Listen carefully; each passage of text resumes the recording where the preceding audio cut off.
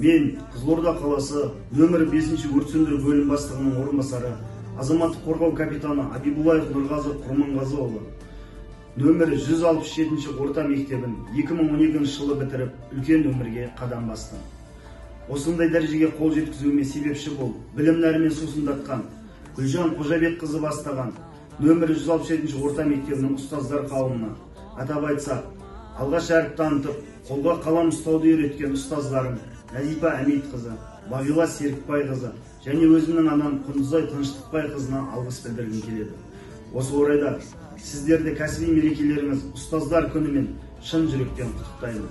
Сіздерге толағай табыстар, жұмыстарыңызға сәттілік, дендеріңізге саулық, отбасыларыңызға амандық тілеймін. Ұстаз деген ұлы тұлға, ең жоғарғы құрметке лайық деп білемін. Құрметті ұстаздар, тағы да мерекелеріңіз құтты болсын. Мерейлеріңіз үстем болсын.